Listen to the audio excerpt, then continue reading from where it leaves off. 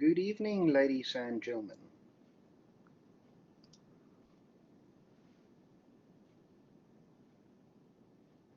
How are you all doing this evening?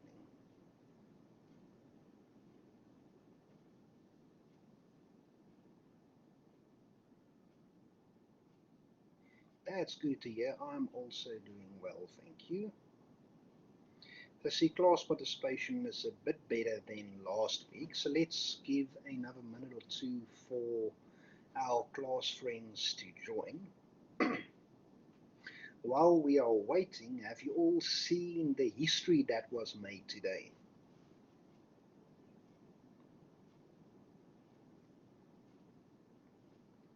Yes, Ingenuity has flown today. So that is the first aerial vehicle that has flown on a different planet. So well done to the guys of JPL. And yes, it is sad to hear about UCT. That is very, very, very much damage done.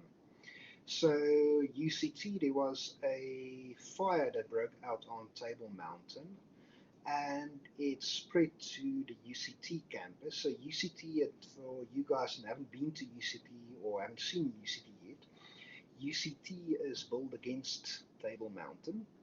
So the campus is split into three. There's upper campus, middle campus, and lower campus. And last night, the fire spread to upper campus and middle campus. So the reports I've received today is that one of the historic libraries was burned down. The physics department, maths department, applied maths department, chemistry department, and astronomy department at UCT was also caught in the fire.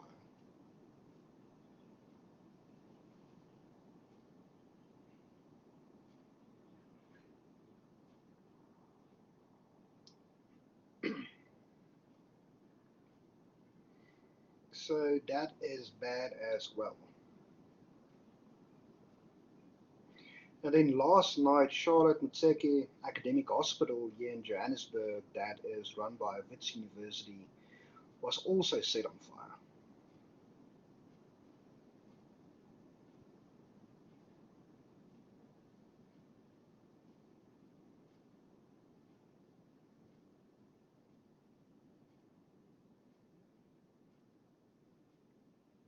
So why does NASA always make a big deal of asteroids that are so far away from us? NASA makes a big deal of it. I'll make sure to, after this class or tomorrow morning, to on the group and on ClickUp, post some information about it. But it is crucial to us to understand where asteroids are because, according to statistics, we are overdue for an extinction event. And we don't want the same thing that happened to the dinosaurs to happen to us. So it's important to track, we call it a near Earth object program, to track what this object's approach or comes close to Earth. Luckily, we will learn in it in this course.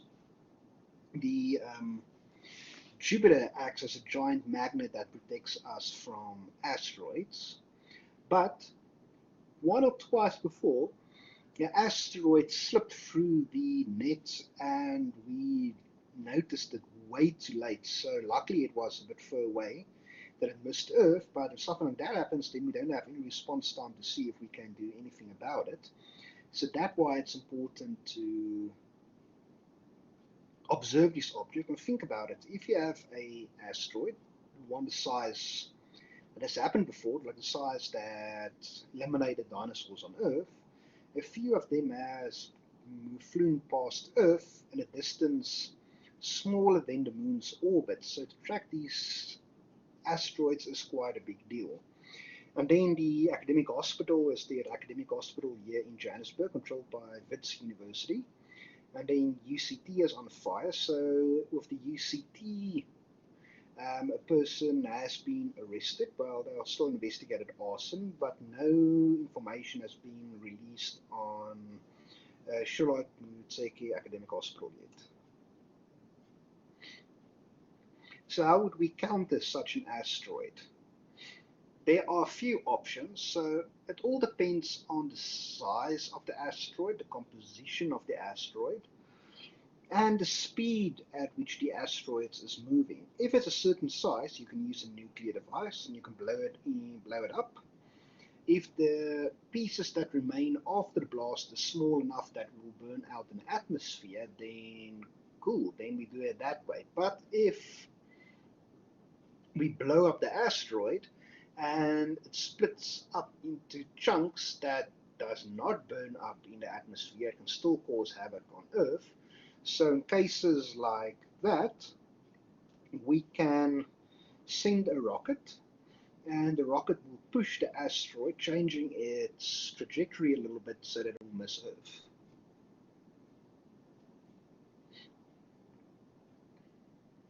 So what is the difference between a meteorite and the asteroid? That's a good question. So the asteroid is a piece of rock in space that's traveling through space, but as soon as it enters the atmosphere, then the asteroid becomes a meteorite and the definition changes.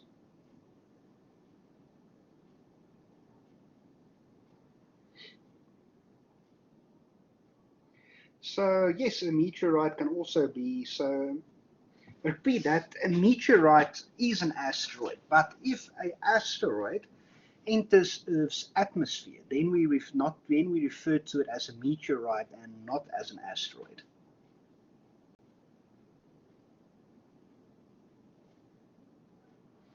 So can the chunks just not come together again due to gravity? So I think what I mean is, let's say for example we have a giant asteroid of say 10 kilometers in size.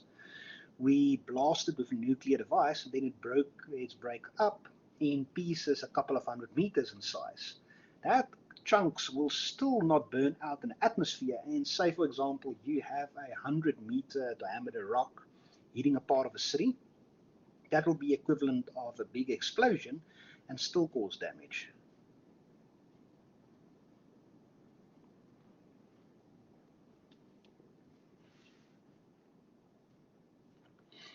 Yes, we are currently moving as two meteor showers, primarily that we can see a few of them actually through the year. There's one we can see now, currently at the end of April, beginning of May. Then we move through the tail of a comet. But this one is primarily only seen in the northern hemisphere, but you can see it from some points in the southern hemisphere. And then in August, there's one we can primarily see from the southern hemisphere.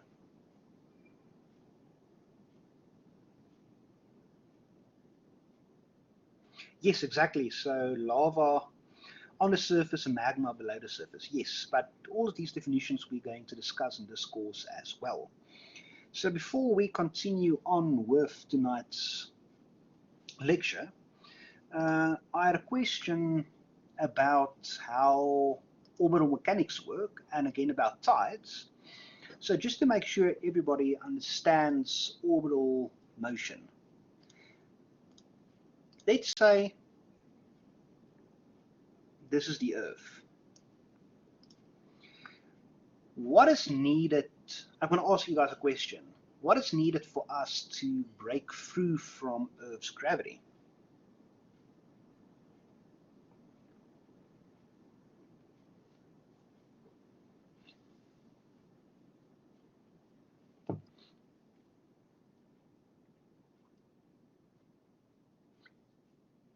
So that's the term we're looking for. We need escape velocity. So a force or velocity strong enough to break through Earth's gravitational pull. So an acceleration greater than 9.8 meters per second, yes, that is true. But the escape velocity also depends on the weight of an object as well. So let's say we have a rocket that we are launching. So let's give the rocket a little bit. So the rocket will fire up, and if it does not meet the escape velocity, it will fall back to Earth. So if we give it a little bit more power, it will go up higher and fall a little bit further. It will move, let's shoot it up faster, it will fall back and fall back to Earth. But if we want to be in an orbit around an object, we technically need to fall miss of the object. So that means when we launch our rocket, we must reach a velocity, so we'll get up at a certain altitude, and when it's falling back, it doesn't fall towards Earth, but it falls past Earth. And then due to gravity, it will pull it back down, and it will fall past Earth again. Then it will reach this point, and we will fall back to Earth again. So that is the concept of an orbit. So if you want to be in a stable orbit, it won't be elliptical, but it will be round around an object, so that we can fall the object we are orbiting miss the entire time. Is everybody happy with this explanation?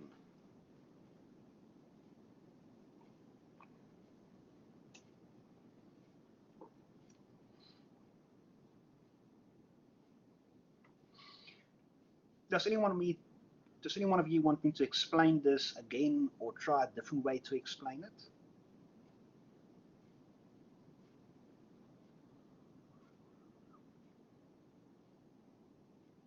Okay, let me explain it again.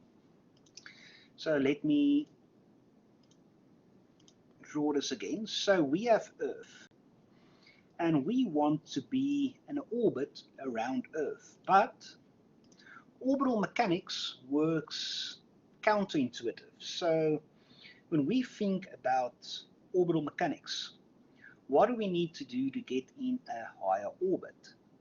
We don't need to put in, we can't put in more power, but power is the wrong word. Because in space, there's not an up, not or down. There's not a left or a right. So to get into a higher orbit, we need to have more speed. In order to break through from Earth's gravity, we need to escape the 9.8 Gs. So, and to be faster than that is called escape velocity. So each planet will have a different escape velocity. So if we are on the surface of Earth and we launch a rocket, it will go up and then fall back to Earth. So let's increase the speed a little bit more. It will go up and fall further away from Earth. Then we go faster, then fall back to Earth. But to be in orbit, you are technically missing an object. So you fall towards an object, but miss it. So when we launch again, we have the exact escape velocity, and we will fall past Earth. But because gravity pulls us to the center, when we are here in the orbit, it will pull us back, and we will miss again. But what can happen is we can move past, and then we can fall back to Earth. So we must make sure we are on a correct escape velocity, that we will miss the Earth here again. So then we will move past, and then we will miss the Earth again, miss the Earth again, and that is an orbit. And that is what is meant by missing the Earth. So you fall miss.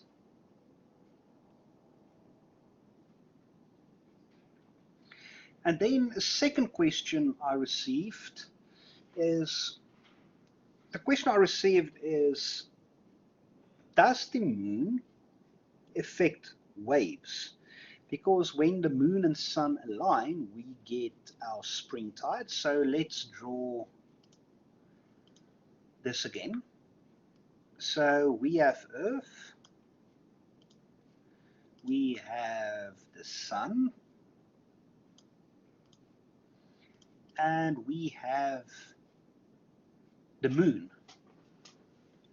So while the moon and the sun is orbiting Earth, we learned that due to Newton's law of universal gravitation, each body will affect another body. So that means the Earth will have an effect on the Moon will have an effect on Earth. That means the Earth will have an effect on the Sun will have an effect on Earth.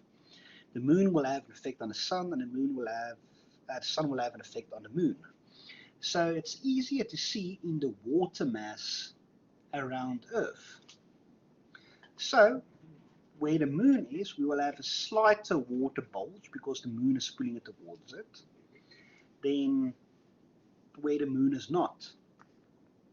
So the meaning is here we will have, for example, super low tide, and here an extreme high tide when the Moon and Sun aligns this way. So tides is primarily dependent on the Moon and the Sun. And like we have tides at the ocean where it influences the water level, we also get tides on Earth. We get Earth tides. So we have done experiments at the Hartebeespoort Observatory where we've determined that during high tide, the ground literally lifts up between 25 and 27 centimeters. And when it's low tide, the ground gets physically pushed down by 25 to 27 centimeters. Inside CBDs, where there's a lot of foundation, the movement is a bit restricted to between 5 and 7 centimeters. So then again, what causes waves? Waves is not caused by tides. So say, for example, if the Moon will all of a sudden just disappear, then we won't have any tides. We'll only have a small bit of tide that's influenced by the Sun, but we won't have any tides because it's influenced by the Moon. So what causes waves? So what causes waves is also easily explained. If this is the sand of the beach going up, and this is our water level. So we have currents and wind from deep sea. And the currents and the wind pushes this water mass to the beach, where it all of a sudden becomes shallow. So over here we have, let's split this, let's do this. We have deep water mass, that's over here. So the wind and currents pushes this water. So this water needs to go somewhere, but all of a sudden it becomes shallow. So what happens? The water needs to be displaced somewhere. So the water starts to bulge and make waves. And I hope this clears up a few things.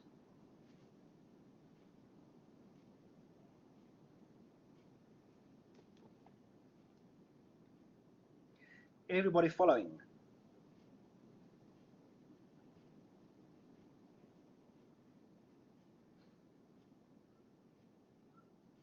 Okay, awesome.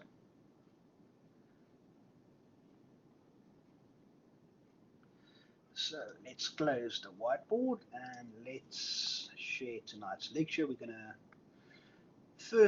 end the topic of last week. So let's get to the slides.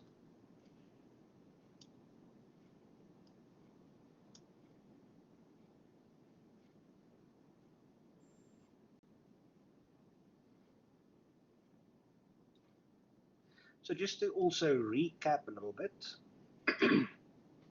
I've uploaded the recordings to YouTube and Google Drive. But last week we ended on spectra. So this right here is lecture slide 6 that I've uploaded, and this is atoms and spectra. So let me just see where in the textbook this is.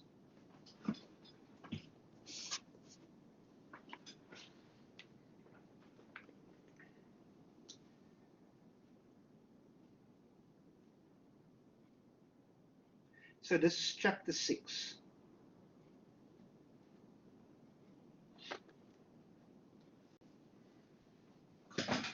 So before we continue, what can you remember from last week's lecture? What can a spectra or spectrum of an object tell us?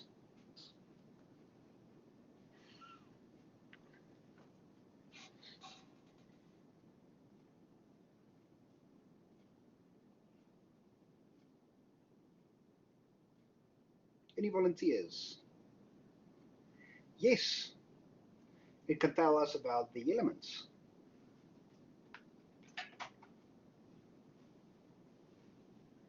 So we as scientists want to understand what's going on around us. We want to understand nature, and the spectrum of an object can tell us a lot about the composition of the object we are observing or trying to investigate. So now last week's class participation were very low, but this is my field of expertise, is spectroscopy, is how to get the spectrum from objects we are observing. So last week we talked about emission and absorption spectrums. You guys still happy about understand emission absorption spectrums?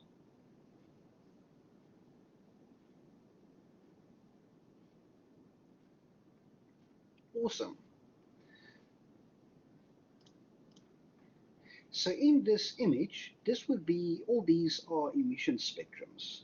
So here we'll see the emission spectrum of hydrogen, helium, lithium, oxygen, carbon, and nitrogen.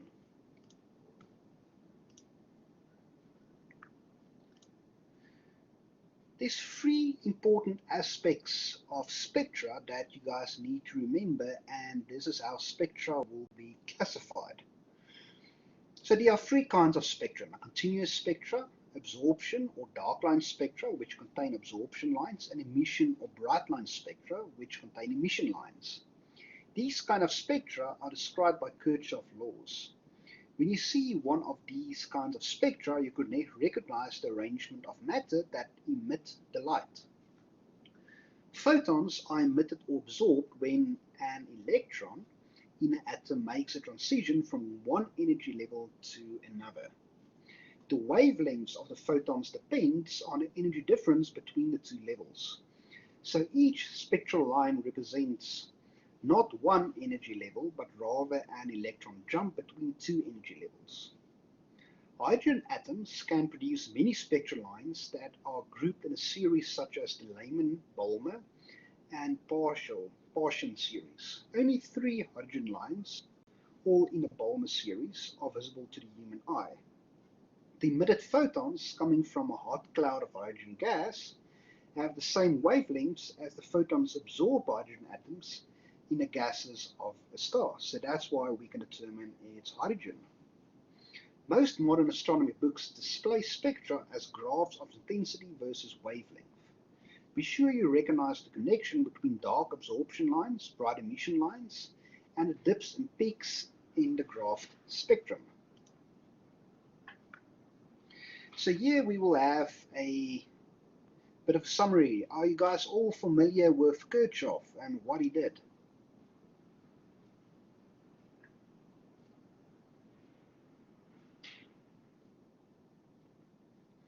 So Kirchhoff is a bright fellow. Through your studies you will learn a lot about Kirchhoff, but he made significant breakthroughs in spectrum, also in electricity, where he has Kirchhoff laws of how to solve certain problems with electricity. And he also has a few mathematical equations as well. But Kirchhoff laws explain the different spectra we can see. So, tip for tests and exams, know the definition of these three spectrums. So law 1 is the continuous spectrum. So a solid, liquid, or dense gas excited to emit light will radiate at all wavelengths and thus produce a continuous spectrum. Then law number 2, the emission spectrum. A low-density gas excited to emit light will do so at specific wavelengths and thus produce an emission spectrum. And then law number 3, the absorption spectrum. If light comprising a continuous spectrum passes through a cool low-density gas, the result will be an absorption spectrum. So in this image we can see here an example of an absorption spectrum because these frequencies are missing.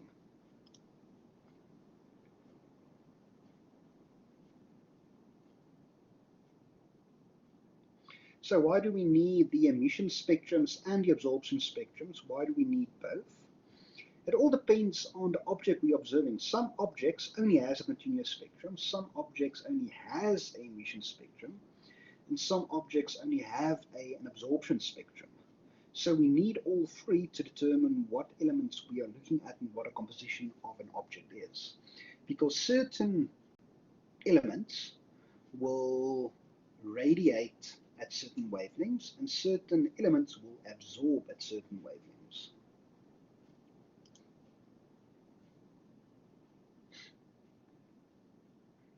So here we will see the difference, but we will discuss these different series more in depth when we talk about stars, the Paschen series, Balmer series, and Lyman series.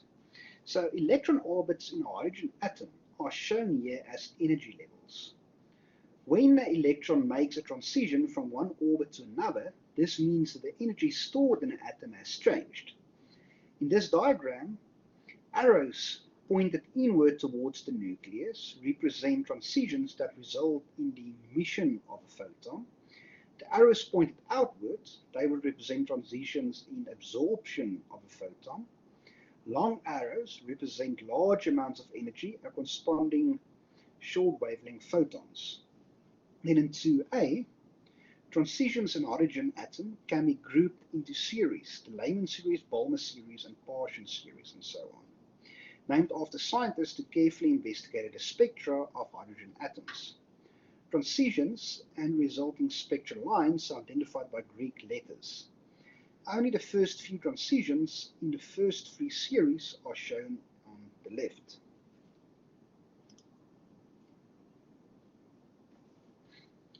So you can see in this drawing to the right, the hydrogen spectra emission lines in the infrared and ultraviolet are shown as grey. Only the first three lines of the Balmer series are visible to the human eye. Then excited clouds of gas in space emit light at all of the Balmer wavelengths, but you see only the red, blue, and violet photons blending to create a purple-pink color typical of ionized hydrogen. So this will be our hydrogen lines. But we will discuss this and what it means in our chapter of stars. So how would spectra of an object look like through the equipment we are observing? So in our equipment, we won't see something like this. We would render it afterwards. On our equipment, our spectrometers, we would see data like this. We would see here's an absorption spectrum, here's an absorption spectrum, and here's an absorption spectrum.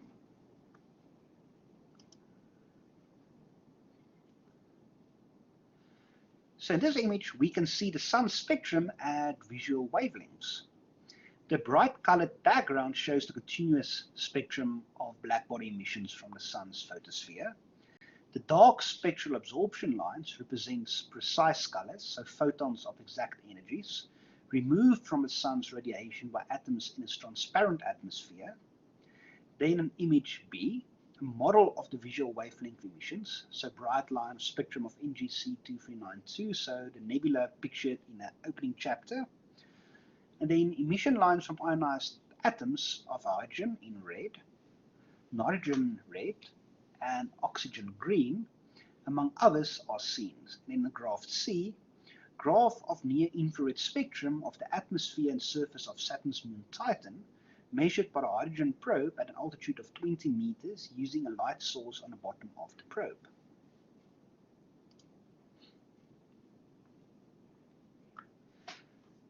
Imagine you are an astronaut with a handheld spectrograph approaching a fresh lava flow on a moon with no atmosphere.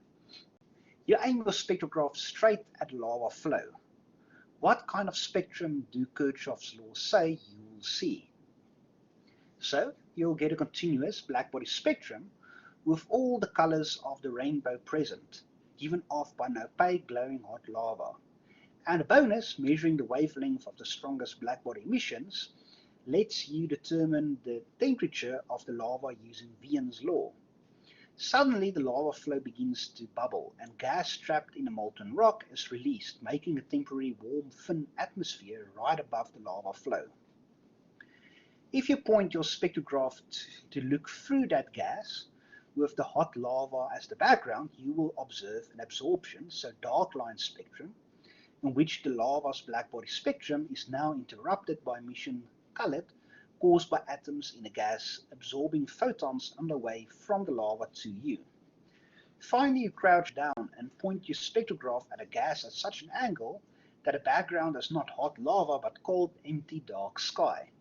Now you will see an emission, so bright line spectrum, produced by atoms in the gas releasing photons as the electrons drop down towards the ground state, with lines at the same wavelengths as the absorption spectrum of the same gas. So this is a nice explanation of how to distinguish between the three spectrums. Now, chemical compositions.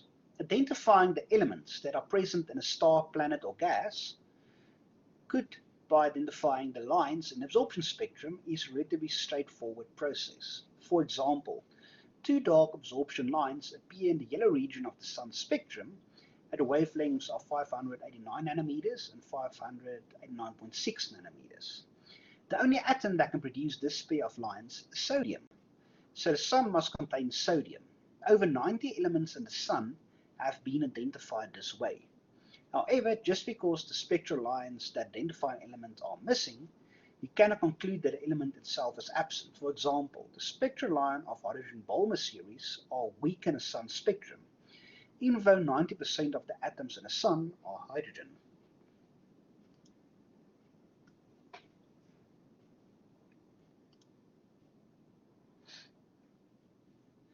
To derive accurate chemical abundances, astronomers must use the physics that describe the interaction of light and matter to analyze a spectrum. Take into account the object's temperature and calculate the amounts of the element present there. Such results show that nearly all stars and most of the visible matter in the universe have a chemical composition similar to the sun's, so about 91% of the atoms are hydrogen and 8.9% are helium with small traces of heavier elements.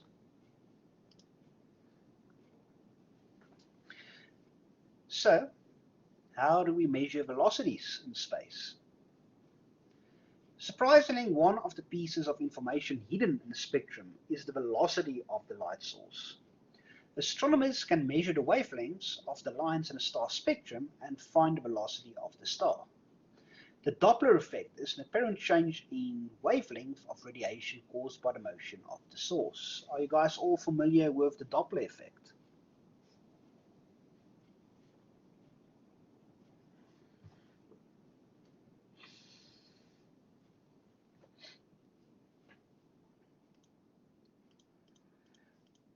Okay, so with the Doppler effect, how do you think this builds up to astronomy? How do we determine the speed of an object using Doppler effect in space?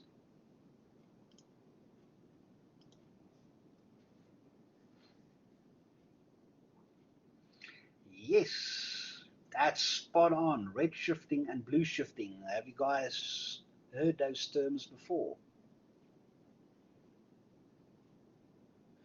Okay, so let's discuss how it works and how does it fit in together. So here we can see a fire truck moving and our two observers on either side. So in Doppler effect, so in image A, the sound waves, so these circles emitted from a siren on an approaching truck will receive more often. and thus be heard with a higher pitch. So when a truck is moving towards you, it will be higher pitched because the sound waves are compressed. So I'm still lost as how to light propagates in a vacuum. So light is electromagnetic radiation, and it forms part of the electromagnetic spectrum. And the electromagnetic spectrum doesn't need any medium to propagate through, whereas sound waves needs a medium to propagate through. Does that help, Mr. Visagi?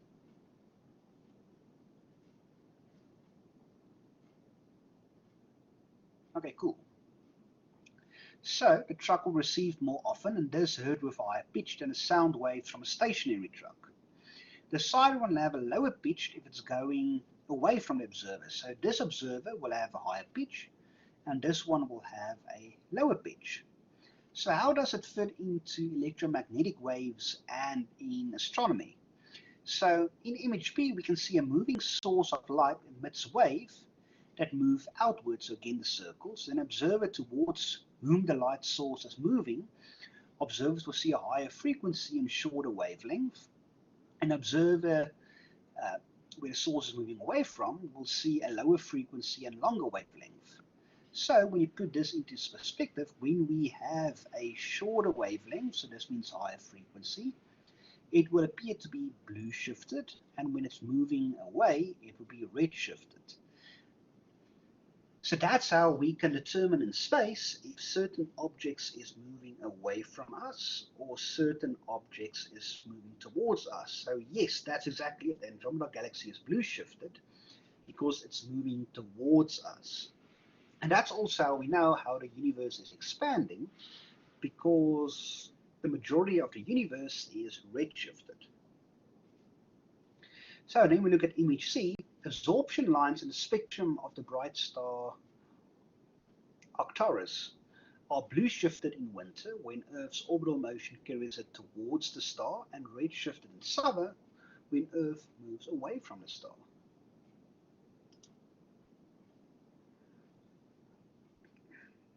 The terms redshift and blue shift are used to refer to any range of wavelengths.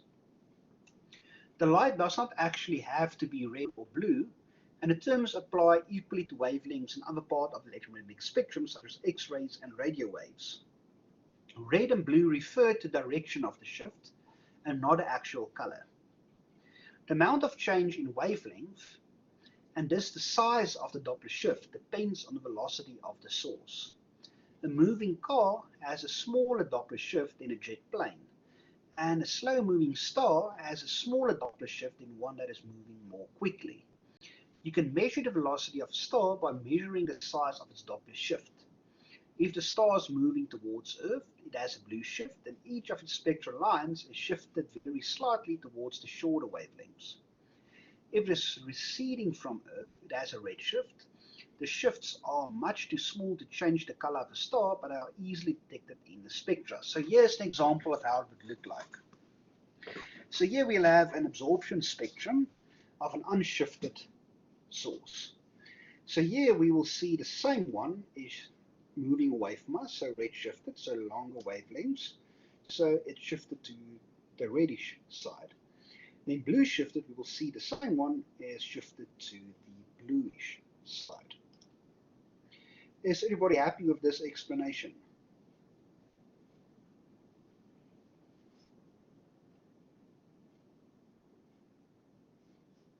Okay. So yippee, reasoning with numbers. Straightforward plug and play example.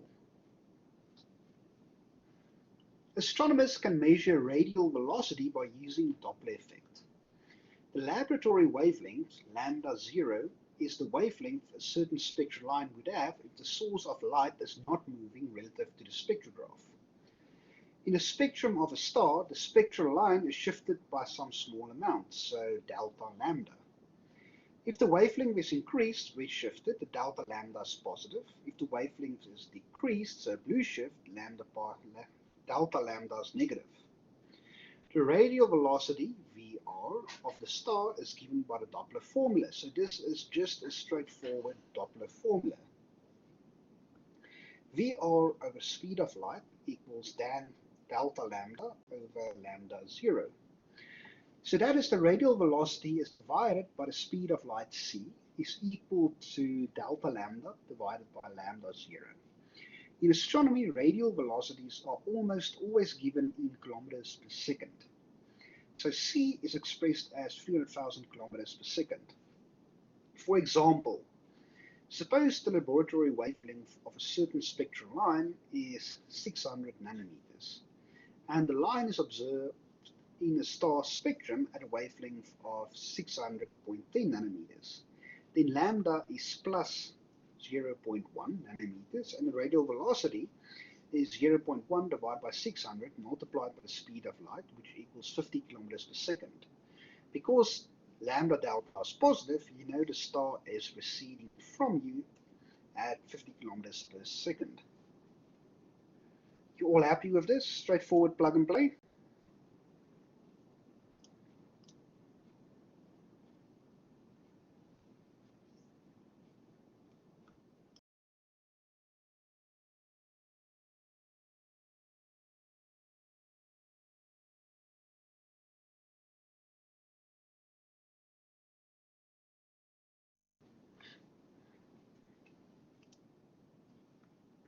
And when you think about a Doppler effect, it is important to understand two things. Earth itself moves, so measurement of the Doppler shift really means the relative motion between Earth and the star. Then the second point to remember is the Doppler shift is sensitive only to part of the velocity directed away from you or toward you, the radial velocity. You cannot use the Doppler effect to detect any part of the velocity that is perpendicular to you, to your line of sight. So we're going to look at a figure on the next slide. So stars moving to the left would have no blue shift or red shift because its distance from Earth would not be decreasing or increasing. This is why police using radar guns should park right next to the highway. They want to measure your full velocity as you drive towards them, not just part of your velocity. So here we can see what's happening. So in image A, we can see police radar can measure only the radial part of your velocity as you drive down a highway, not your true velocity along the pavement. That is why police using radar should never park far from the highway. The police car is poorly placed to make a good measurement. Then in image B. From Earth, astronomers can use a Doppler effect to measure the radial velocity VR of a star, but it cannot measure its true velocity v through space.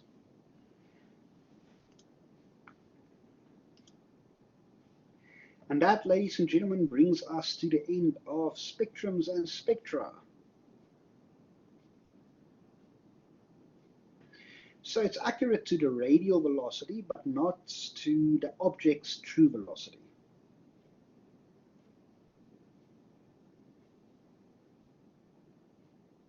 Pleasure. Do you guys have any questions so far?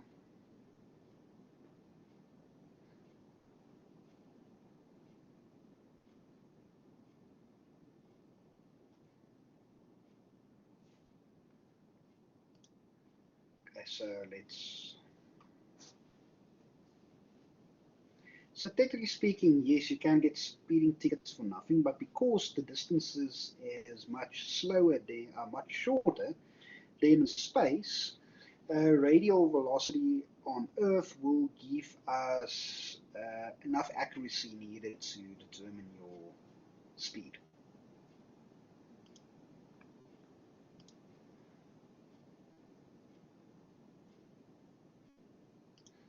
That's why you can dispute your speeding tickets. If you just Google it, you will find more study material on it. There's also more material in the textbook itself, but I will also post a link for you guys to more information on the Doppler effect and redshifts and blue shifts.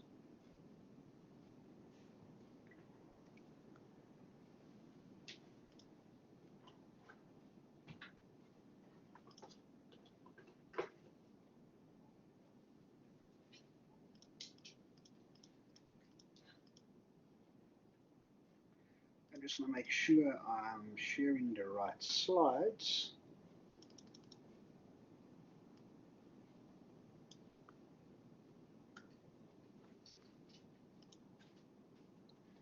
I'm just going to upload the correct slides.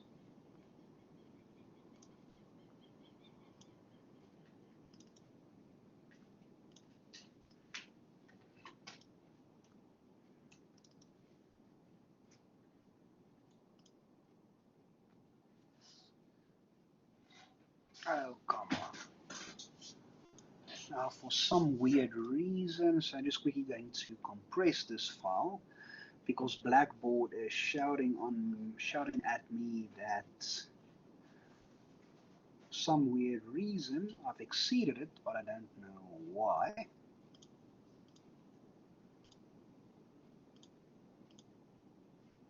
Just going to try this again.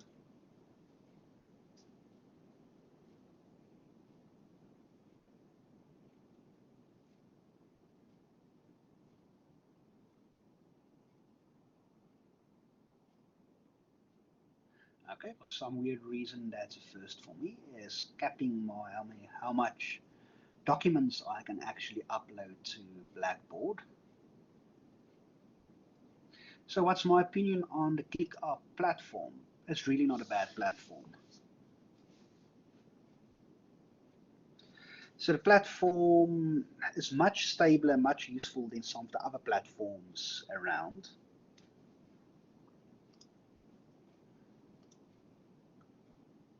Okay, so the lecture slide is just converting.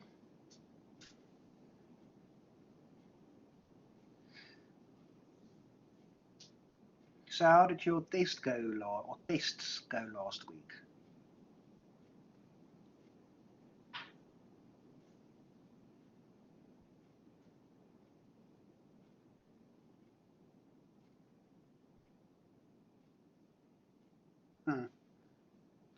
Bit rough. Okay, I understand. But you all get soon in the swing of things. So what was the most difficult test last week?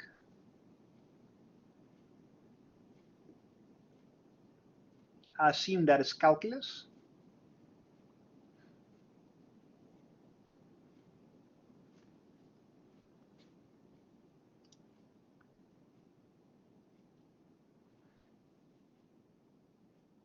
WTW114, that's a math subject, right? Yes, calculus. So I assume that was limits.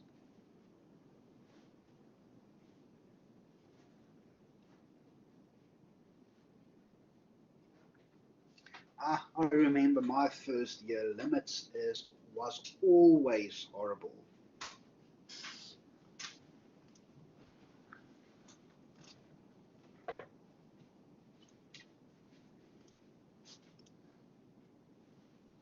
Okay, so here we have the slides.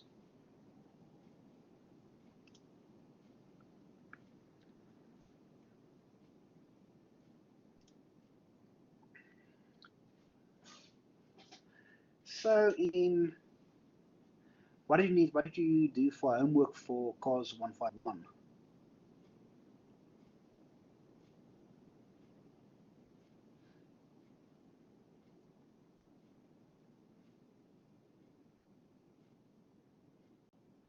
Oh, logic proofs. Yes, those are horrible.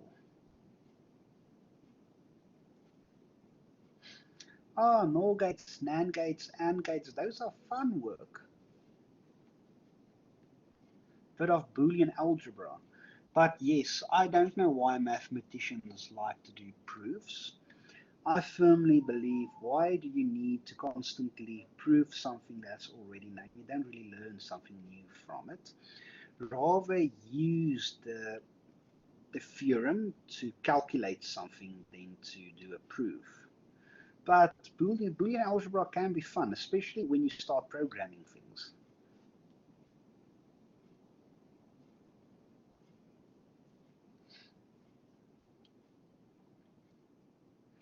Yes, and also another tip, Wolfram Alpha is they can also use a lot. YouTube helps a lot.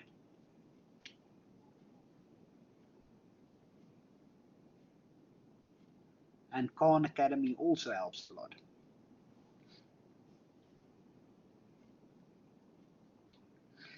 I remember my worst exams was in my third year, the June-July exams.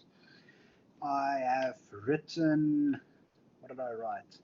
I have written linear algebra the Friday evening, applied mathematics the Saturday morning, and calculus the Saturday afternoon.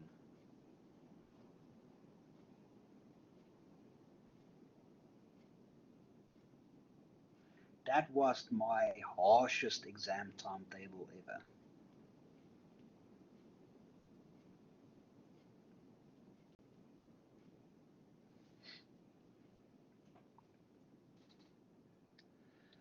So that's one thing we try to do. Sometimes it seems that university doesn't care, but sometimes to schedule test dates, especially exam dates, can become really tricky. So if you guys think about it, we have a lot of faculties, a lot of departments. Each department has loads of modules, and each module will most likely need a test and exam. So now you have to schedule that all of those modules need to have a space that it doesn't clash with another module so that we can sort out that everybody can write. So usually test and exam dates is usually already prepared a year beforehand, but it becomes quite a logistical nightmare scheduling stuff.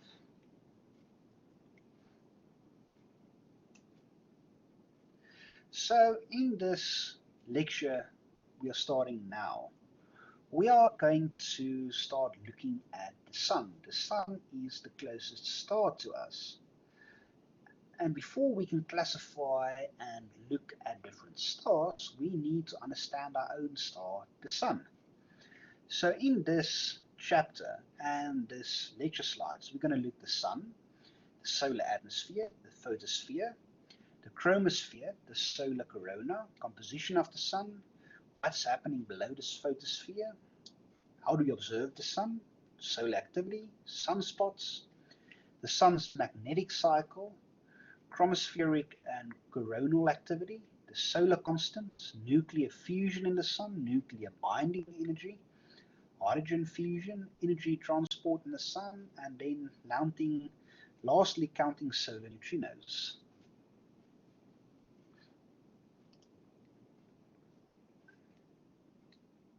So this is a nice image of our closest star with a nice solar flare happening.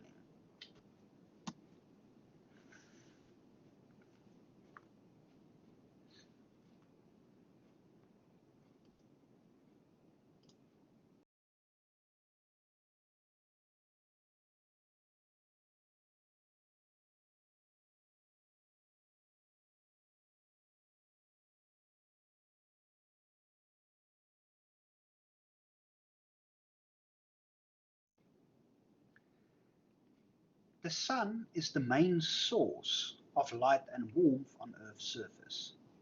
So it is a natural object of human curiosity, and we awe it. It's also the star that is most easily visible from Earth. We will discover how analysis of the solar spectrum can paint a detailed picture of the sun's atmosphere and how basic physics solves the mystery of what goes on in the sun's core.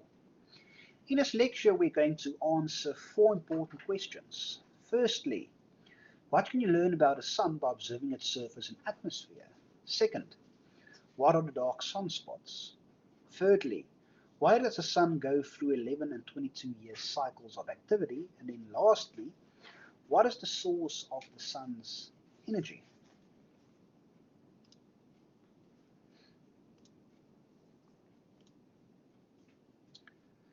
So this is an image of the sun while it's observed. And what would you guys say is that dark spot? over here, and these smaller spots.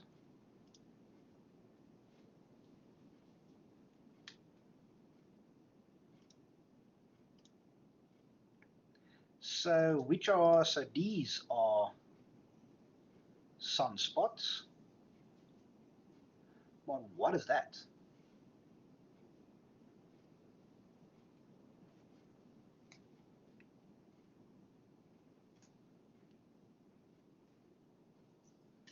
So, Mr. Silver, you are almost correct. Mr. Versaghi, bingo. That is Mercury moving past the Sun. And we call that a transition.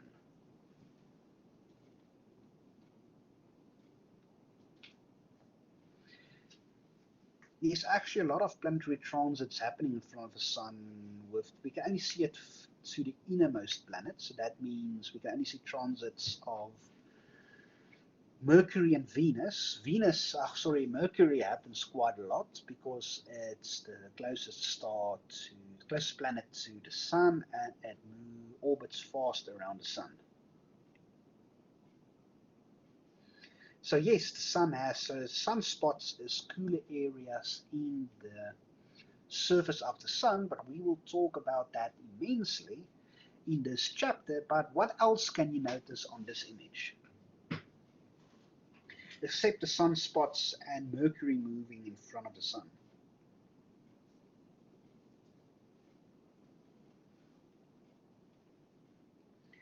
Yes, over here we can see a few solar flares.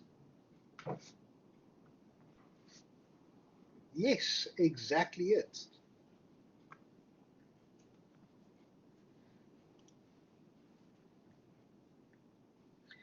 A scientist joked that solar astronomers would know a lot more about the Sun if it were further away. The Sun is so close that Earth's astronomers can see swirling currents of gas and arched bridges of magnetic force at a level of detail that seems overwhelming.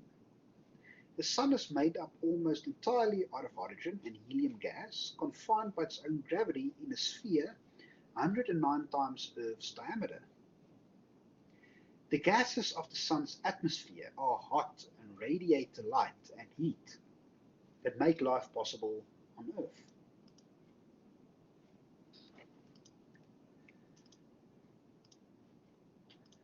So how do you guys think the Sun, question, hypothetically speaking, we brought a piece of the Sun to Earth, what would happen? Or if we created a sort of air bubble around the Sun? So it depends on what part of the Sun we are bringing back to Earth.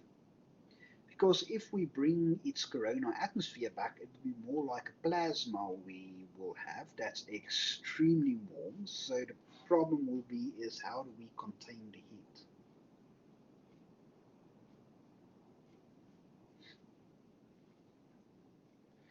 But I want to ask you guys a question. How do you think the Sun looks like from the other planets in our solar system?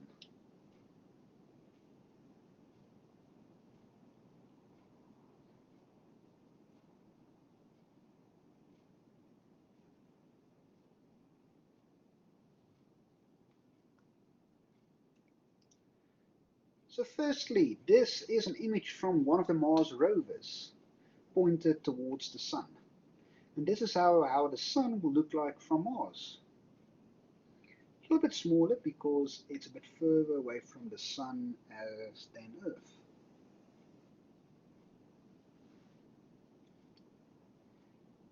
Okay, so Mr. Silver, you say you probably can't see it from planets further away. So this is how the Sun will look like from Saturn.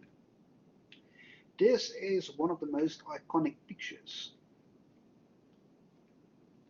Yes, it's visible from Neptune. And you guess what that little dot is next to the Sun?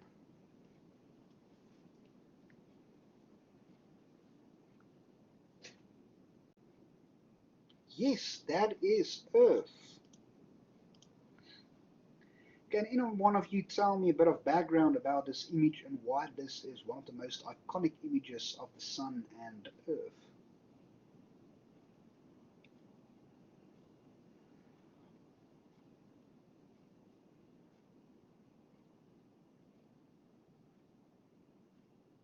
Yes, it was taken by Voyager.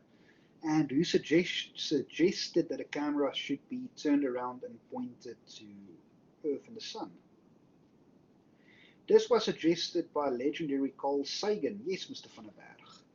So when Voyager moved past Saturn, Carl Sagan suggested, why don't we take a picture of Earth and the Sun?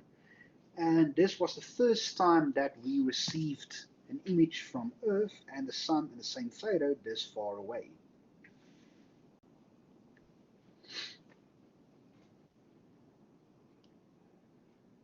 Yes, that's exactly it.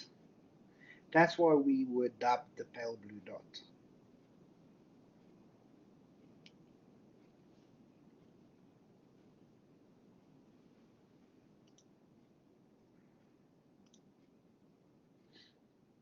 So the Sun's atmosphere is made up of three layers. The visible surface is the photosphere, and above that is the chromosphere and the corona. Note that astronomers normally speak of the interior of the Sun as being below or under the photosphere, and the Sun atmosphere as being above or over the photosphere. You guys happy with these definitions?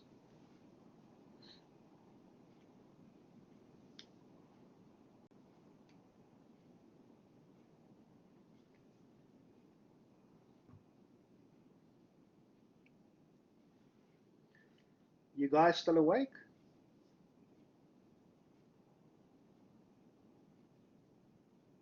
Okay.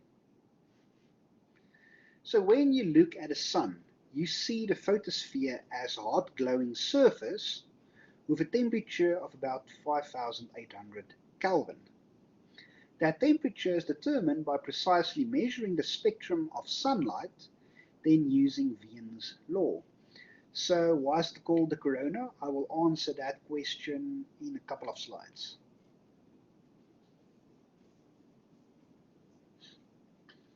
At that temperature, every square millimeter of the sun's surface is radiating more energy than a 60-watt light bulb. With all that energy radiating into space, the sun's surface will cool rapidly if energy did not flow up from the interior to keep the surface so hot. So simple logic tells you that energy in the form of heat is flowing outward from the sun's interior. Not until the 1930s did astronomers understand that the sun makes its energy by nuclear reactions at the center.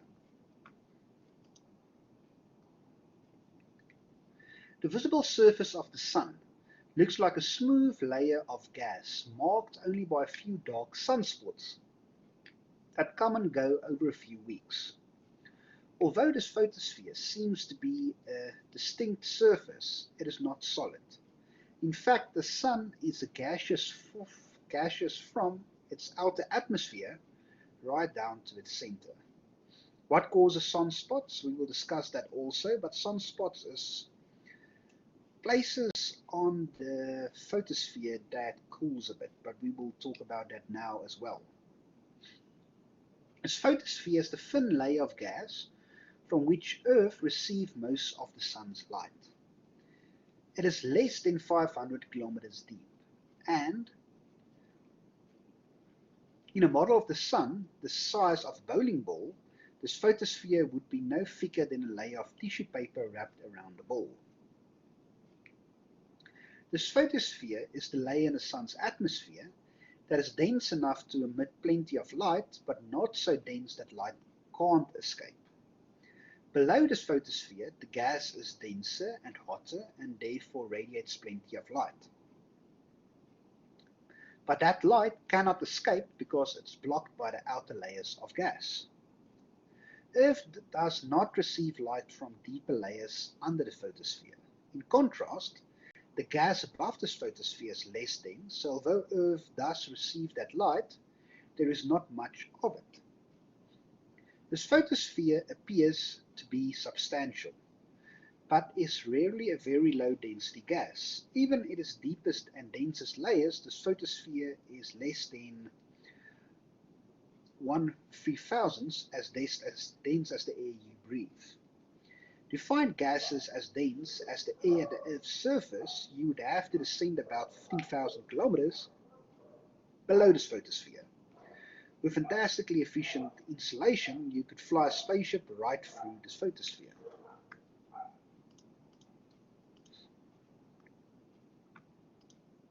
So here's a bit of my nerdier side. You guys recognize this spaceship? Or rather starship? Yes, Mr. Saki, Star Trek, but what is the name of this ship?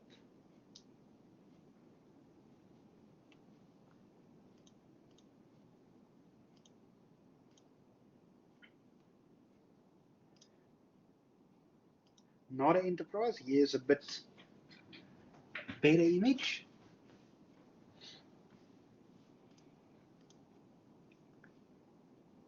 This is the Voyager.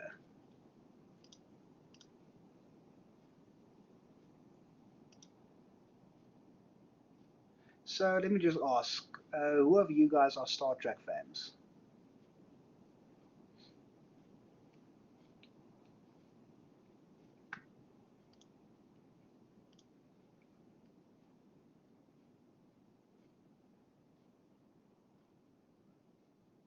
Okay, so are you guys sci-fi fans? Star Wars, Star Trek, Stargate, any other sci-fi shows?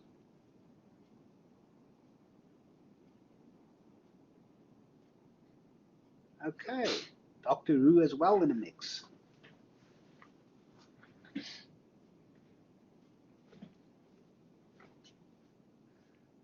So I'm glad to see there are a few sci-fi anime also count. There's a few sci-fi supporters in the class.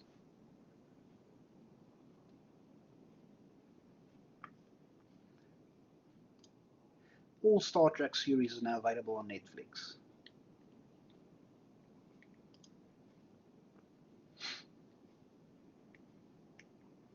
So here's a nice representation of what is happening in the sun. So here we will see is the photosphere. This is the chromosphere. And this around in visual is the corona. So in this image A, a cross section at the edge of the sun shows the relative thickness of this photosphere and chromosphere. Earth is shown for scale. On this scale, the disk of the sun would be more than 1.5 meters in diameter. The corona extends from the top of the chromosphere to the great height above this photosphere. Then in image B, the photograph made during the total solar eclipse shows the inner part of the corona.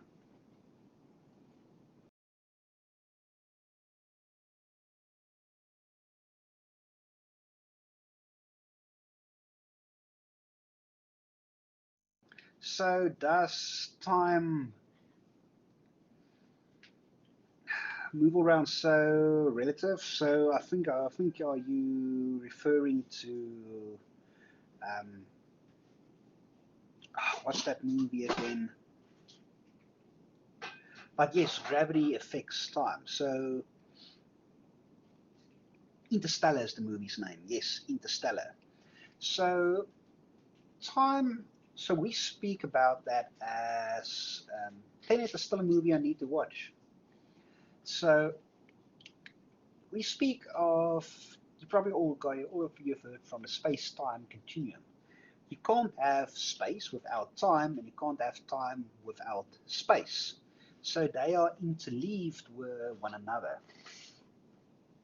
So time is linear but relative. So when you look at relativity, the more denser an object is and the greater the gravitational pull, then time can be a little different. And when you are moving at the speed of light, then time will also be different in time dilation. But that is something you will discuss quite thoroughly in your other courses, but if you guys want to discuss it at some point, then we can.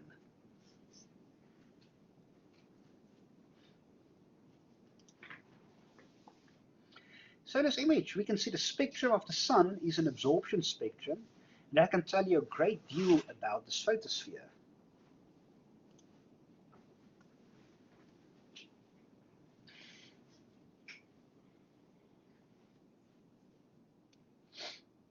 I don't mean to interrupt, but the chemistry lecturer moves lectures to your time slot. Mr. Lavuyo, can I please ask you to send me an email? And send that email to me as soon as possible, then I will follow up immediately and sort it out. Thank you very much. So we know from Kirchhoff's third law that an absorption spectrum is produced when the source of a continuous, a blackbody spectrum, is viewed through a transparent gas. The deeper layers of this photosphere are dense enough to produce a continuous spectrum. Atoms in higher, transparent layers of this photosphere and in the sun's atmosphere absorb photons with the unique wavelengths and energies corresponding to the jumps between each type of the atom's electrons' orbits, producing absorption lines that allow you to identify hydrogen, helium, and other elements.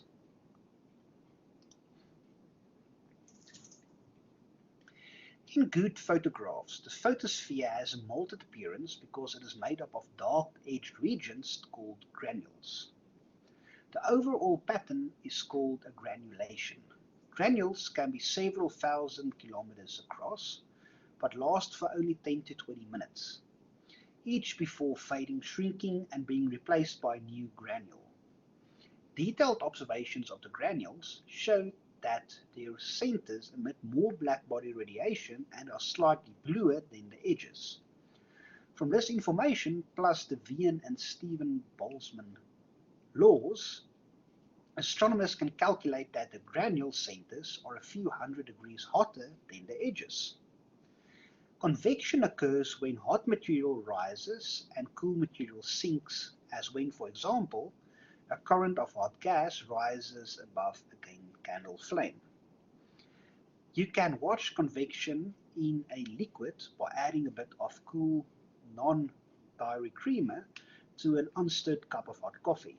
The cool creamer sinks, gets warmer, expands, rises, cools, contracts, sinks again, and so on, creating small regions on the surface of the coffee that mark top of convection currents. Viewed from above, these coffee regions look something like solar granules. The presence of granulation is clear evidence that energy is flowing upward through the photosphere.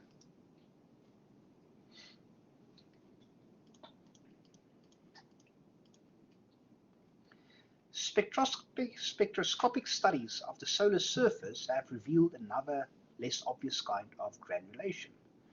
Supergranules are regions a little over twice Earth's diameter that include about 300 granules each. These supergranules are regions of very slowly rising currents that last a day or two.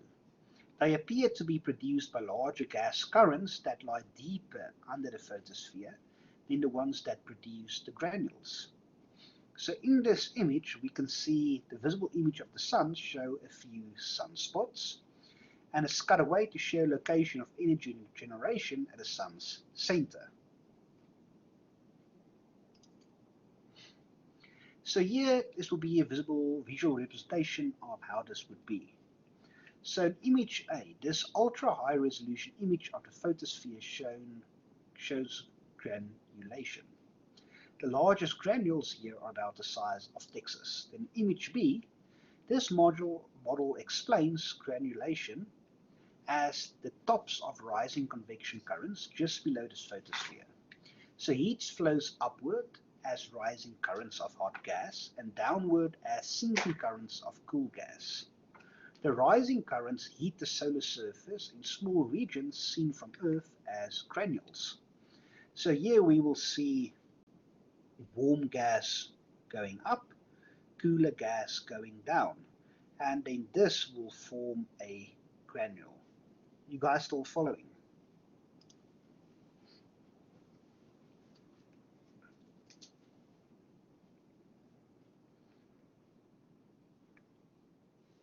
Okay. Above the photosphere lies the chromosphere. Solar astronomers define the lower edge of the chromosphere as lying just above the visible surface of the Sun, with its upper regions blending gradually with the corona. You can think of the chromosphere as the irregular layer with a depth and average less than Earth's diameter. Because the chromosphere is roughly 1,000 times fainter than its photosphere, you can see it with your unaided eyes only during a total solar eclipse when the moon covers the brilliant photosphere. Then the chromosphere flashes into view as a thin pink layer just above the photosphere. The pink color is produced by the combined light of three bright emission lines, the red, blue, and violet Balmer lines of hydrogen. The chromosphere produces an emission spectrum, and Kirchhoff's second law tells you it therefore must be excited low-density gas. Further analysis of solar spectra reveals that atoms in the lower chromosphere are ionized, and atoms in the higher layers of the chromosphere are even more highly ionized.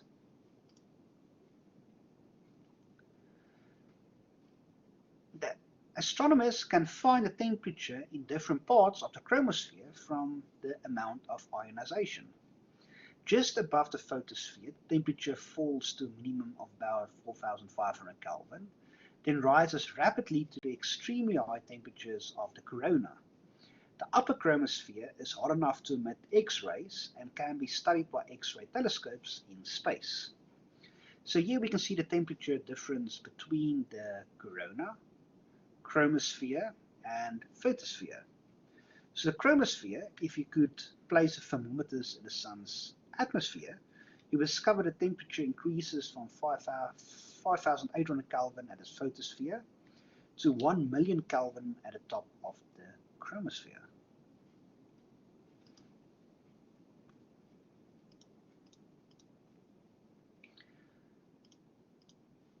A photogram is an image of the Sun made using light only at a wavelength of one of those strong absorption lines to reveal detail in the upper regions of the chromosphere.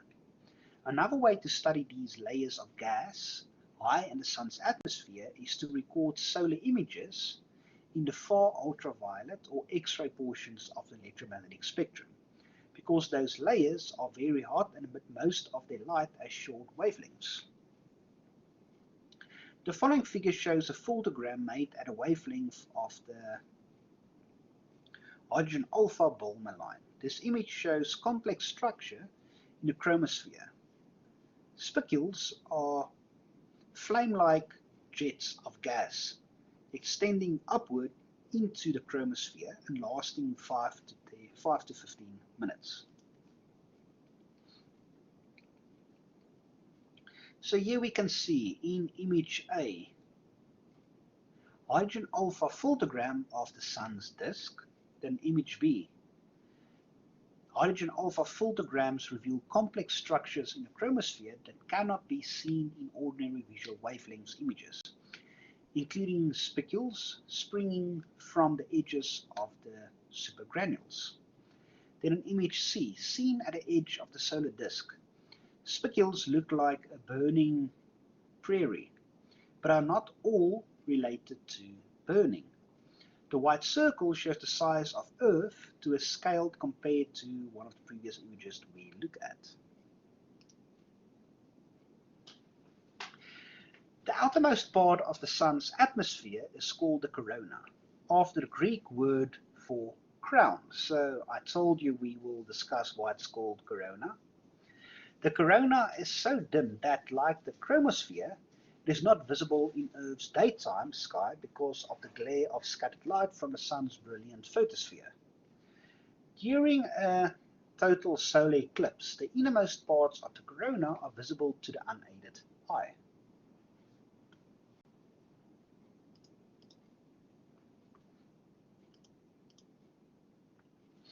The observations made with specialized telescopes called chronographs can block the light of the photosphere and record the corona out beyond 20 solar radii, almost 10% of the way to Earth. Such images reveal streamers in the corona that follow magnetic lines of force in the sun's magnetic field. The corona spectrum, like that of the upper chromosphere, includes emission lines of highly ionized gases. In the lower corona, the atoms are not highly ionized and they are at higher altitudes. This tells you that the temperature of the corona rises with altitude. Just above the chromosphere, the temperature is about 500,000 Kelvin, but in the outer corona, the temperature can be 2 million Kelvin or more. The corona is hot enough to emit X-rays, but the coronal gas is not very luminous because its density is low. So, have you guys actually thought about it? This means that the corona is hotter than the surface of the sun.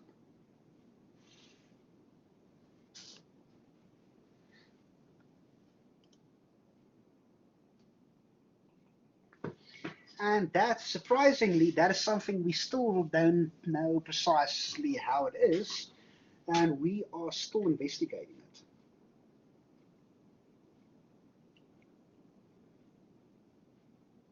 Yes, the corona is hotter than the surface of the sun.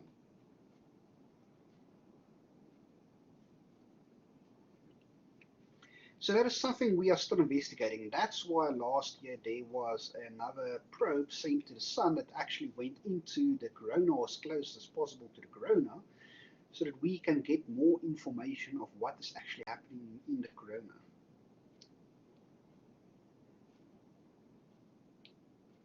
Yes, so the corona of the sun is still a bit of a mystery to us.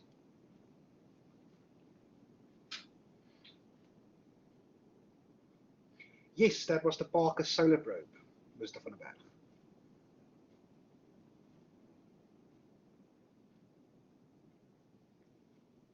So what material can withstand such heat? Unfortunately, nothing. So in this case, we try to get the probe as close to the corona, the best heat isolating materials we have. And while it's getting closer and closer and closer to the sun, we try and record as much data as possible and send it back to Earth for us to analyze. So, is the corona fusion? Unfortunately, the corona is not fusion. We will learn about it. Fusion is happening in the core of the star, or our own sun.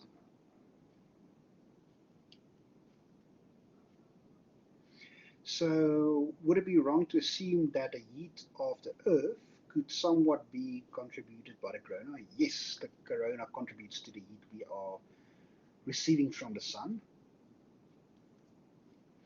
So how do we create fusion energy on Earth? So that is also an interesting conversation. So on Earth we have fission possible, meaning the splitting of an atom. But the sun fuses two atoms together to create a lot of energy.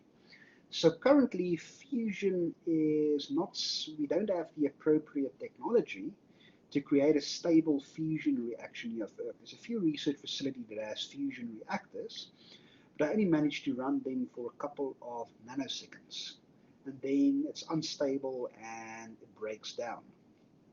To achieve fusion, you need immense electromagnetic forces and magnetic forces to control the reaction, and that is where the obstacle comes in.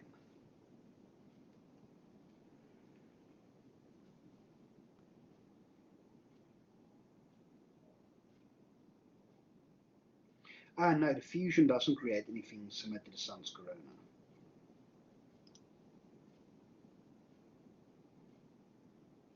So how long do you think it will be before I figure it out? So that is why luckily we have solar astronomers and people studying the sun. But the problem is we need to get instrumentation to the sun. We need to get instrumentation to the sun to record everything possible. So there's one of two ways we can do it. First one is we need to send equipment to the sun, or we need to create an artificial sun by creating our own fusion reactor. But fusion reactors currently we can only run it for a couple of nanoseconds before it becomes too unstable and it doesn't work. So we need to investigate this in a few ways. So how long do you think it will take? That's a good question. That I cannot answer.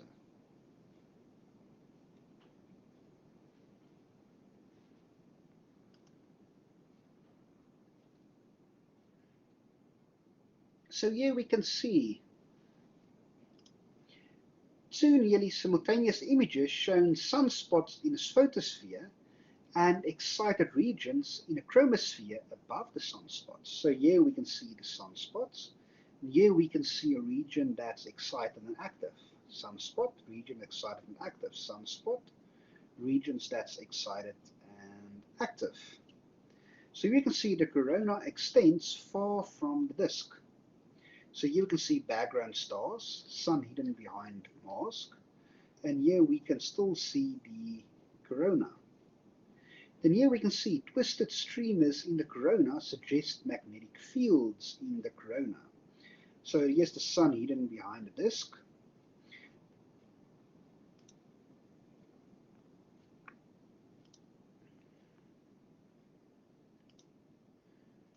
Astronomers have wondered for years how the corona and chromosphere can be so hot.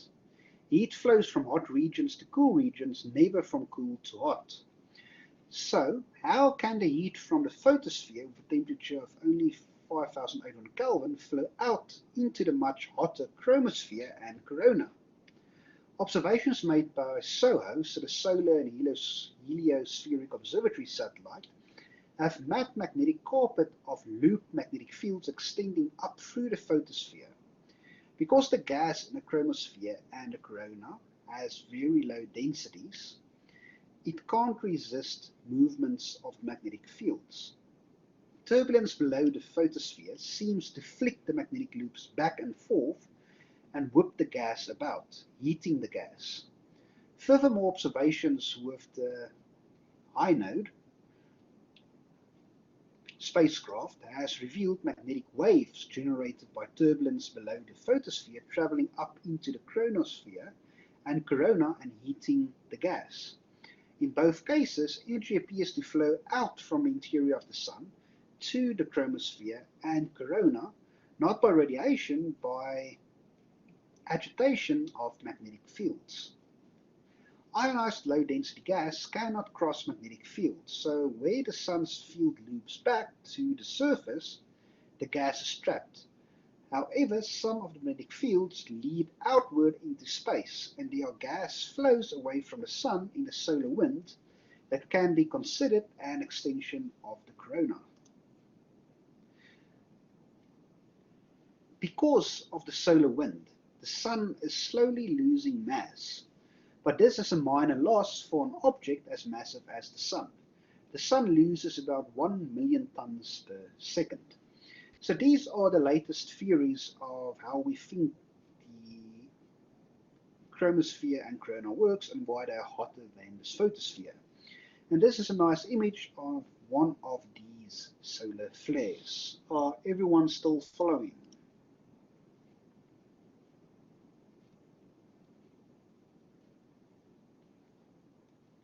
If you want me to explain something, repeat something, please interrupt me and I will gladly do so.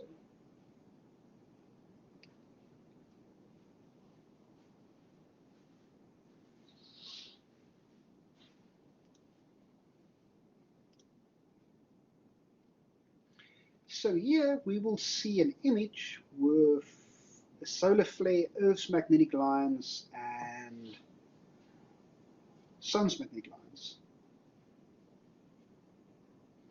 So question, since the sun is losing some of its mass, does it generate it back? Yes, it does, during the fusion process. And can you explain the losing mass part? So yes, I can. So let's go back. So the magnetic fields of the sun causes these gas to be expelled into space, and we call this solar winds. And while this is being basically being tossed into space, that material is not part of the sun anymore, are exiting into space, and that's how it's losing some of its mass. And that's why we say the sun loses about 1 million tons per second in this way. But the sun also loses mass because it's fusing different atoms. So yes, matter cannot be created or destroyed, but it can be converted from one form to another.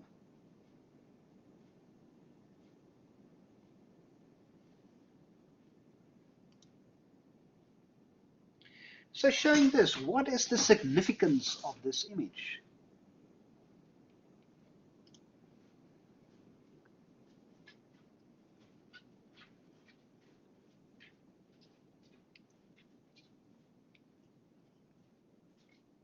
Yes, Earth's magnetic field. And why is Earth's magnetic field important in this regard?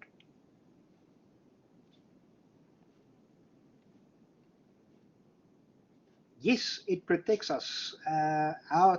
Any volunteers, how does Earth's magnetic field protect us?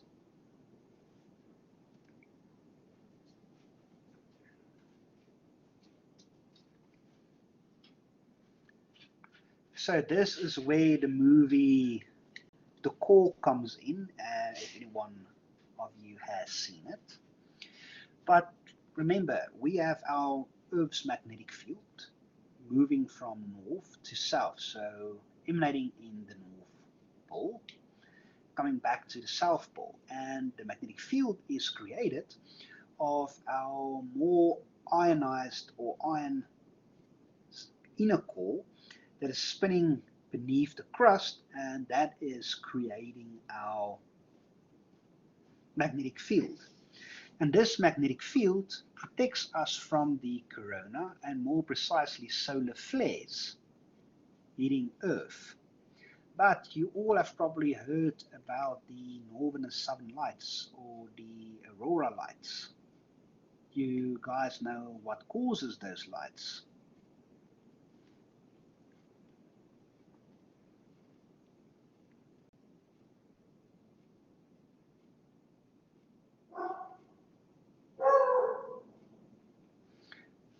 So these solar flares coming in and radiation from the sun, our magnetic field is the weakest at the North Pole and the weakest at the South Pole. So some of those high energy and high frequency particles penetrates our atmosphere, and it interacts with our atmosphere at the North and South Pole to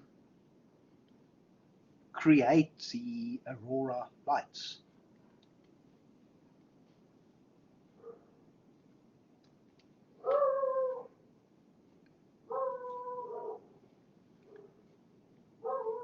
So in oldest movies, and you probably heard your parents or grandparents talk about it, where if there's a big solar flare that it will knock out communication for a couple of days, or even power grids for a couple of days.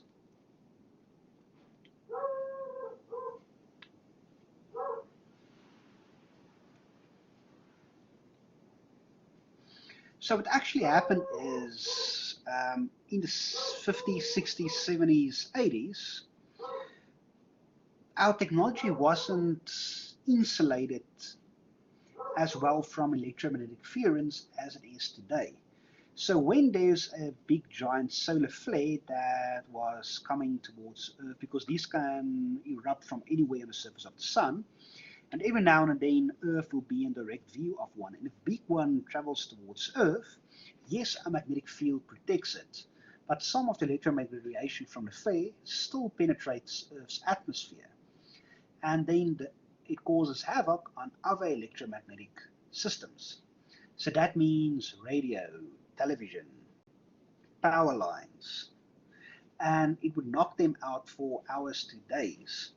But now we've learned that it is electromagnetic interference from the sun that causes it, so now we know how to insulate our technology better. So in today's time, we don't get any interference from solar flares.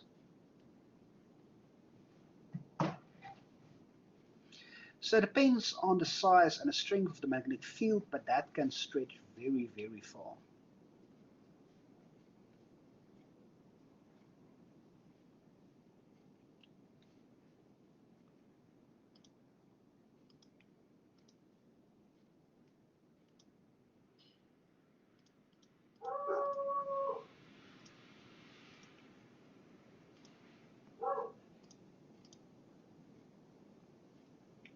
So now we're going to start. So I've heard that a magnetic field can switch. So I assumed you are speaking about the magnetic field of Earth.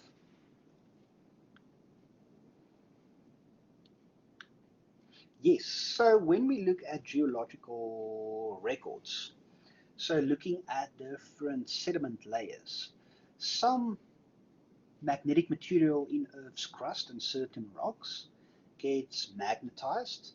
So when we excavate these rocks, we have determined that during the existence of Earth, that the north and south poles of Earth has actually switched around a couple of times.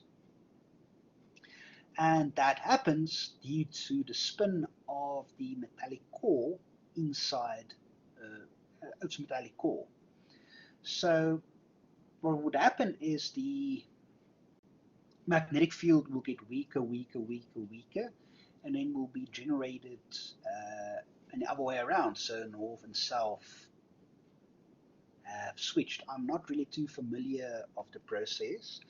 To understand that, we need the help of a geologist, but I will read up about it and tell you about it more in tomorrow evening's class. But yes, that has happened.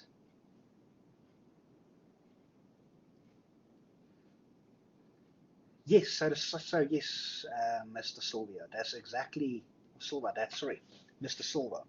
That is exactly what happened in previous years. So the bigger a solar flare is, the more devastation it will have on technology systems on Earth.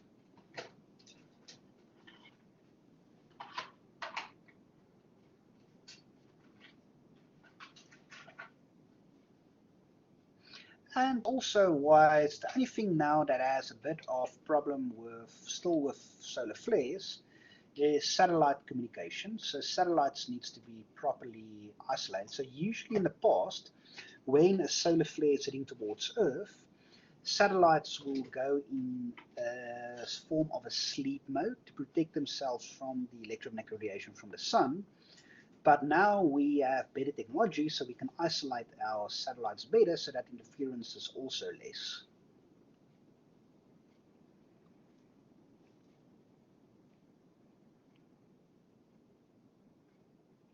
Yes, a sleep mode. So the sleep mode for the satellites is that they will power down a few of their systems and then they will receive a signal when it's safe to turn back on again.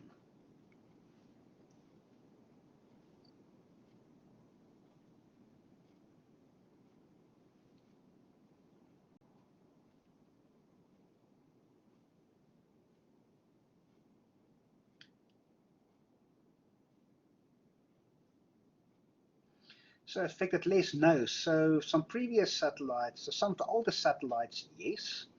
But some of the latest and newest satellites, no, that doesn't need to go into sleep mode because we know how to isolate our electronics.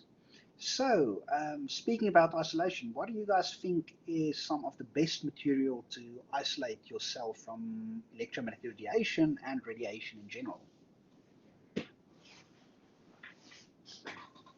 Yes, lead is a good one, but lead is not the best object. What we say is the best object for isolation or material for isolation.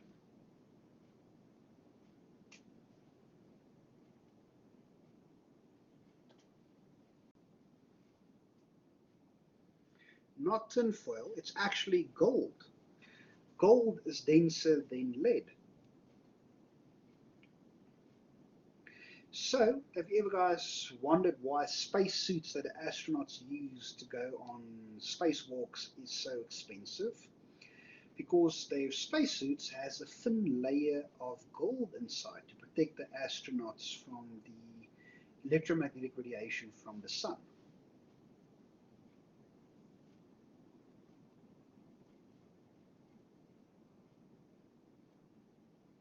You'll see that thin gold layer the best when you'll see on spacewalks. They have a sun visor that can close down on the spacesuit, and you'll see it's some sort of yellowish color. That's also because there's a thin gold lining in, because that's the best substance or material we have on Earth to protect ourselves from radiation.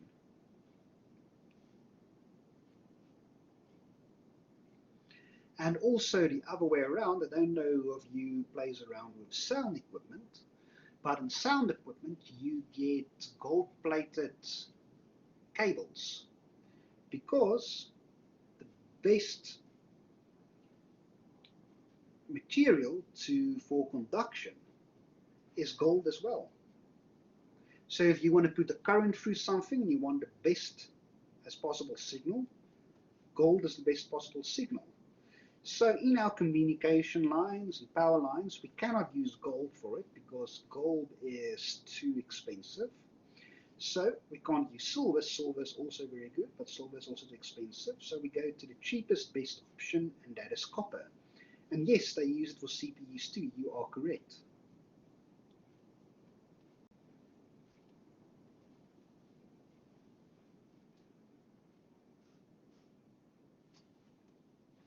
So, ladies and gentlemen, I see we have 9 minutes of this class left. So I think we're going to call this an evening. We will continue on with this lecture tomorrow night. So thank you for a wonderful class. If you have more questions, I will remain online for a few more minutes. Otherwise, you are all more than welcome to log off. Have a great day tomorrow. Have a great evening, and I'll see you all in tomorrow's class.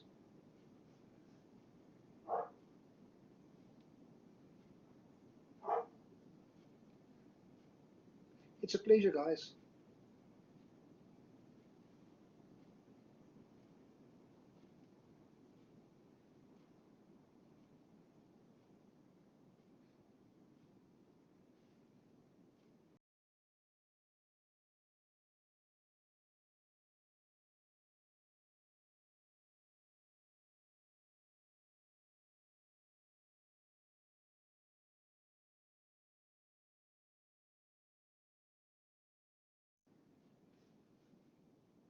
Yes, you're more than welcome to answer questions regarding the assignment. And can you tell me about dark energy matter? So I'll come to your question now. First, go ahead. You can ask a few questions about the assignment.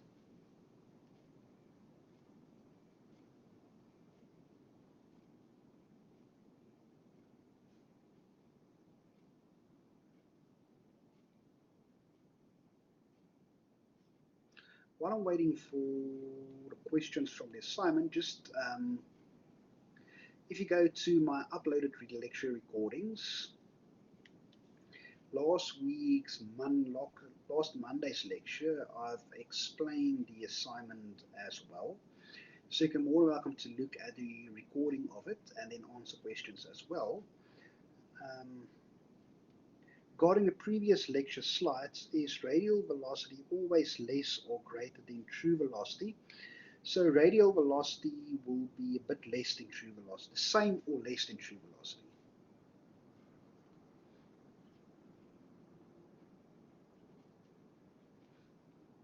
And in dark matter, dark energy, that is also an interesting topic. So I want to speak about dark energy or dark energy or dark matter. We know in the universe, we try to determine what is the composition of everything and how everything fits together. But there are some form of energy in the universe that we don't understand, and we know it's there, mathematically it's there, but we cannot observe it, and that we call dark energy and dark matter. So I'm not an expert on it, but that is how I would describe it. Isn't there a video that could show us how we should measure the position of the moon like we have to do in assignments? So this is why I gave the assignment, and you can see it as a research assignment, as that you do research on how to answer these questions. So if you will Google it, you will find a few ways. In the assignment guide, you'll see on the first page there's a document that I reference from where I am using the assignment from and modified it a bit. So if you read up about that, then you will have more information on it. So the idea is about this assignment is that you do research, and through research you learn how to do observations. You learn how to do research. So you can figure out a way to do it, and then you can ask me. So I'm not going to tell you exactly how to do it straight on, straightforward, but if you have an idea how to do it, then we can have a discussion and I will tell you if you're on the right track or not. So the best times to start observing is between 20th and 21st, and start. You can use any time, but make sure that the moon will be visible during the time you're observing it. Observations are not long, you just need to sketch or where it is.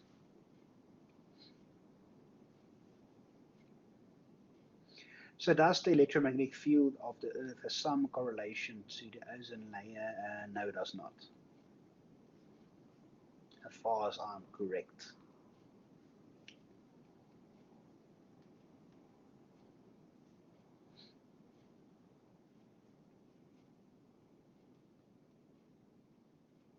It's a pleasure, guys. So I'm here to help you. So as soon as you have an idea of what you want to do for your observations, or method you want to use, or something you want to do, then you can contact me and I will help you from there. The idea is that you formulate the thinking process of how to achieve your end goal.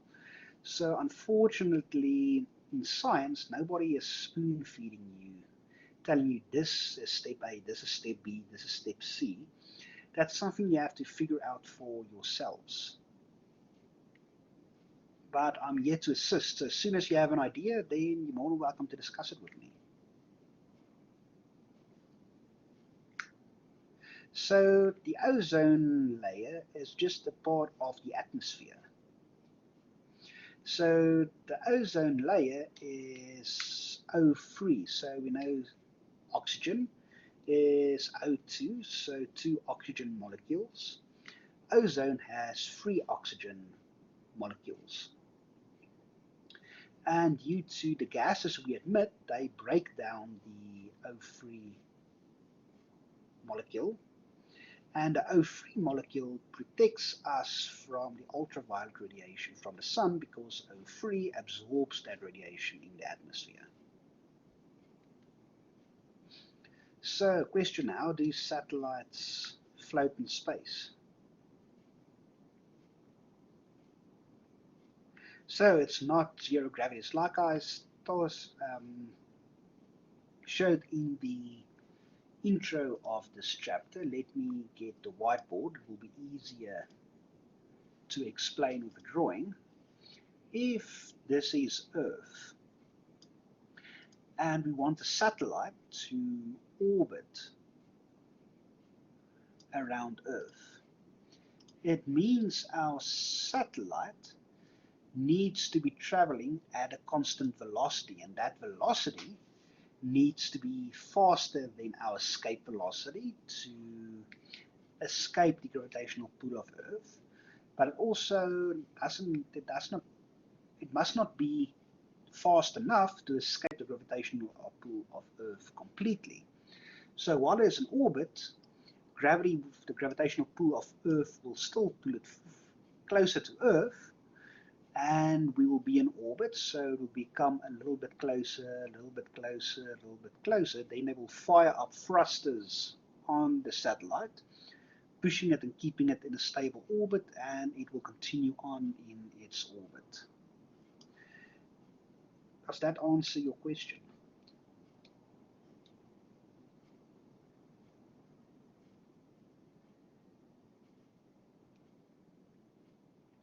So the electromagnetic field protects us from a bit of the UV rays, but not all of the UV rays gets deflected by the electromagnetic field, so we need some other way, and that's where the atmosphere comes in, and that's where the ozone layer in the atmosphere comes in to protect us.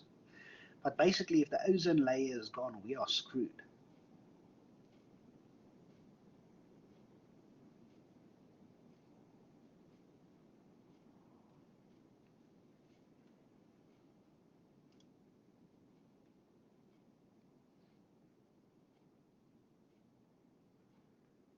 It's a pleasure. So guys, if you have no further questions, then I'm also going to log off. I will see you all in tomorrow night's evening, and have a great evening, a great day tomorrow. See you all tomorrow evening.